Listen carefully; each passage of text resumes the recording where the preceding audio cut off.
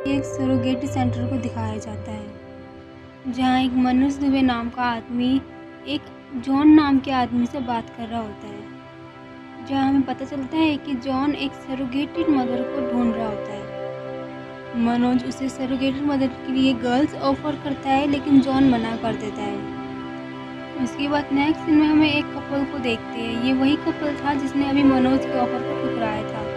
साथ में हम टैक्सी ड्राइवर के कैरेक्टर में पंकज त्रिपाठी यानी कि भानु प्रताप को देखते हैं। वो कपल सरोगेटेड मदर के लिए लड़कियां ढूंढ रहे थे। उन्होंने पहले ऑफर को इसलिए ठुकरा दिया था क्योंकि वहाँ पर लड़कियां काफ़ी कमज़ोर थी और वो एक हेल्थी लड़की को ढूंढ रहे थे जो कि उनके लिए सरोगेटेड मदर का काम कर सके। ऑफर के दौरान में टैक्सी पेट्रोल पंप पर रुकती है जहाँ भानु प्रताप जेम्स से पूछते हैं कि क्या उसे लड़कियाँ चाहिए।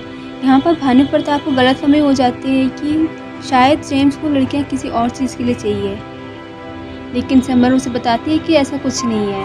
पहले तो भानु प्रताप चौंक जाता है कि समर को इतनी अच्छी हिंदी बोलने आती है। उसके बाद समर बताती है कि उन्हें लड़कियां अपने बच्चे के लिए चाहिए। पहले तो भानु समझ नहीं पाता। वो उसे आराम से समझाती है कि उन्हें लड़की उनके बच्चों को पैदा करने के लिए चाहिए, यानी कि सरोगेटेड मदर के लिए, क्योंकि वो बच्चा पैदा नहीं कर सकती। भानु प्रताप बताता है कि उसके भी बच्चे नहीं है 12 सालों से। वो फ़ौरन कपल भानु प्रताप को सरोगेटेड मदर ढूंढने के लिए बोलते हैं और इसमें भानु भी हाँ बोल देता है। सरोगेटेड मदर के लिए वो लोग 5 लाख देने को तैयार थे। इतनी बड़ी रकम सुनकर भानु चौंक जाता है। उसके बाद भानु उन्हें एक औरत से मिलवाता है जो कि अंधेड़ उम्र की थी, लेकिन वो कपल मना कर देते हैं। कहते हैं कि उन्हें एक यंग लड़की चाहिए सरोगेटेड मदर के लिए। उसके बाद शमा और कीर्ति सोनन यानी कि मिनी का इंट्रोडक्शन एक गाने के थ्रू होता है। गाने के बाद हमें पता चलता है कि मिनी बॉलीवुड में एक्ट्रेस बनने के लिए भी कोशिश कर रही होती है। उसके लिए उसको काफ़ी पैसों की ज़रूरत पड़ेगी। दूसरे सीन में हम भानु और उस कपल को दिखाया जाता है। वो कहते हैं कि उन्हें मिमी सरोगेटेड मदर के लिए पसंद आ गई या फिर मिमी जैसी कोई लड़की वो चाहते हैं और कहते हैं कि भानु ऐसी ही किसी लड़की को ढूंढे। इसमें भानु बोलते हैं कि ऐसी ही कि यही मिल जाएगी, आप पैसे तैयार रखें। नेक्स्ट सीन में भानु मिमी और शमा को बहलाने की कोशिश करता है, उनसे बात करने की भी कोशिश करता है। साथ में उन्हें घर ड्रॉप करने के लिए बोलता है। शमा को घर छोड़ने के बाद वो मिमी को घर छोड़ते वक्त उससे बात करने की कोशिश करता है। वो उसे बताता है कि उसे फ़ौरन कपल बहुत ज़्यादा पसंद आ गए हैं। वो चाहते हैं कि अब उनका बच्चा अपने कोख में रखे। इससे मिमी को काफ़ी गुस्सा आ जाता है और वो उसे थप्पड़ मार देती है।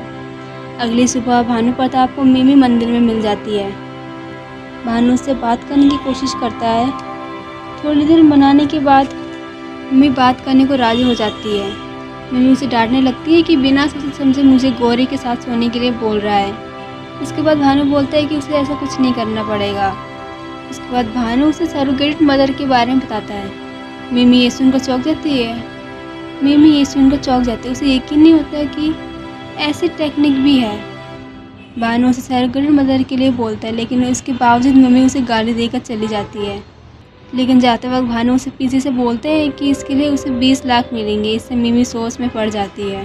भानु उसे दोबारा ललचाता है कि अगर उसे बॉलीवुड में जाना है तो उसे ये ऑफ़र मान लेना चाहिए।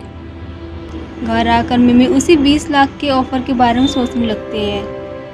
ये बात वो शमा को बताती है, लेकिन शमा उसे इसके बारे में सोचने से मना कर देती है। लेकिन वो शमा से इस कपल को एक बार मिलने के लिए मनाती है। नेक्स्ट सीन में वो कपल और सभी लोग वहाँ पर बैठे होते हैं और इसी बारे में बात कर रहे होते हैं और मिमी सरोगेटेड मदर बनने के लिए तैयार हो जाती है। उसके बाद वो लोग मिमी के चेकअप के लिए हॉस्पिटल जाते हैं। चेकअप के बाद मिमी को सरोगेटेड मदर बनने के लिए तैयार करते हैं और सरोगेटेड मदर बनने का प्रोसेस शुरू हो जाता है।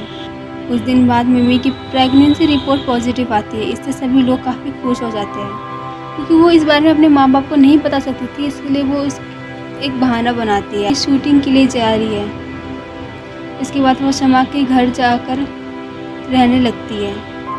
वहाँ शमा मिमी और भानु को उसकी खाला की भतीजी और भानु को मिमी का पति बोलकर इंट्रोडक्शन कराती है।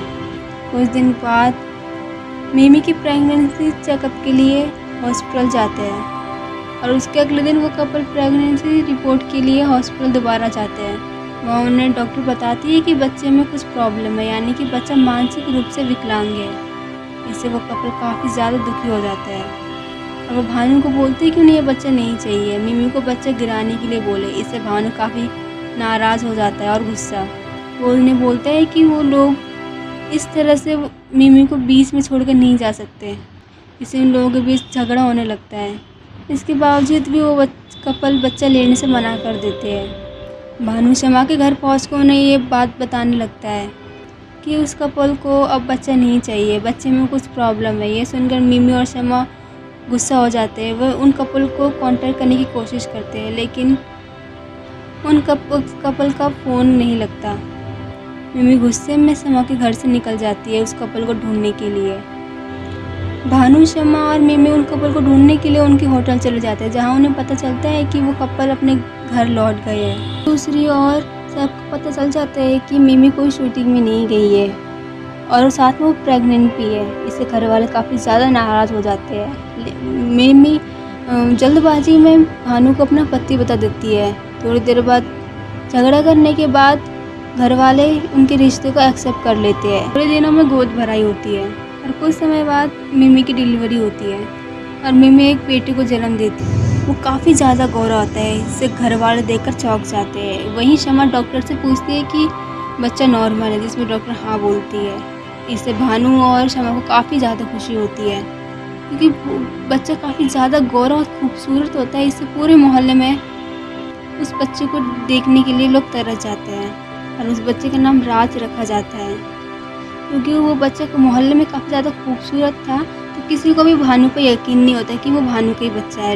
लोग उसका मजाक बनाने लगते हैं। भानु की माँ और उसकी पत्नी भानु को ढूंढते हुए मिमी के घर पहुंच जाते हैं। इससे घर में काफ़ी ड्रामा होता है, किसी को कुछ समझ नहीं आता।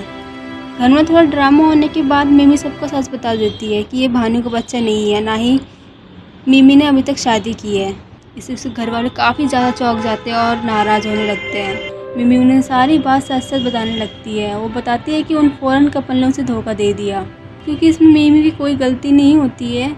तो वो परिवार वाले मिमी को एक्सेप्ट कर लेते। टाइम के साथ मिमी राज के प्यार में इतना खो जाती है कि वो अपने बॉलीवुड में एक्ट्रेस बनने का सपना भी छोड़ देती है। कुछ टाइम बाद अचानक से वो फौरन कपल मिमी के घर आते हैं। उन्होंने मिमी और राज को फेसबुक में देखा था, जहां उन्हें पता चलता है कि राज बिल्कुल ठीक है और वो वापस राज को अपने पास ले जाना चाहते हैं। ये सुनकर मिमी बहुत ज़्यादा गुस्सा हो जाती है। मिमी उन कपल को काफ़ी सुनाती है और जाने के लिए बोलती है, लेकिन फिर भी वो कपल नेक्स्ट डे दोबारा राज से मिलने के लिए आते हैं। समर राज को मिलकर इतनी ज़्यादा खुशी होती है। वहीं जेम्स उन्हें बोलते हैं कि वो राज को अपने साथ किसी भी हालत में लेके जाएंगे, ये उनका बेटा है। इससे घर वाले और मिमी काफ़ी ज़्यादा दुखी हो जाते हैं। समर और जेम्स वहाँ चले जाते हैं और वहीं नेक्स्ट मॉर्निंग भानु एक वकील को लेकर आता है। वकील उन्हें बताता है कि कॉन्ट्रैक्ट के हिसाब से बच्चा पैदा होने के बाद वो बच्चा उन्हीं कपल का ही होगा। इसे भानु बोलता है कि वो बच्चों को बीच में छोड़ के गए थे।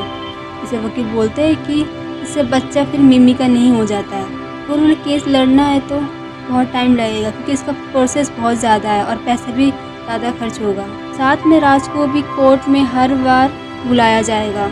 ये सुनकर मिमी राज को वापस उस कपल के साथ जाने की बात करती है। घर वाले मिमी को बुलाने की कोशिश करती है कि राज उसी का बेटा है, उसे उन्हें वापस करने की कोई ज़रूरत नहीं है, वो उसके लिए लड़ेंगे। घर वाले उसे मनाने की काफ़ी कोशिश करते हैं, लेकिन मिमी बोलती है कि माँ तो उसे नहीं बनना था, माँ तो समर को बनना था, वो समर का यह हक नहीं छीन सकती। मिमी बोलती है कि वो राज को महीनों सालों तक कोर्ट कचहरी के चक्कर नहीं लगवा सकती, इससे उस पर गलत असर पड़ेगा। नहीं वो प्रूफ कर पाएंगे कि राज उसी का बेटा है, क्योंकि कॉन्ट्रैक्ट में साफ साफ लिखा है कि राज के पैदा होने के बाद ये बच्चा उन कपल का हो जाएगा। इसके बाद वो लोग राज को उस कपल को वापस करने के लिए जाते हैं, जहाँ वो उस कपल से मिलते हैं और जहाँ समर मिमी को बोलती है कि राज उसी का बेटा है, उसे वापस करने की कोई ज़रूरत नहीं है। उन लोगों ने एक बच्ची को गोद ले लिया है। जहाँ हम देखते हैं कि उस कपल ने एक बच्ची को गोद ले लिया है। इससे सभी लोग काफ़ी खुश हो जाते हैं, क्योंकि उन्हें अब राज को वापस किसी को नहीं देना पड़ेगा। इससे सभी लोग काफ़ी खुश हो जाते हैं। कपल वापस अमेरिका लौट जाते हैं और राज हमेशा मिमी के साथ रहता है।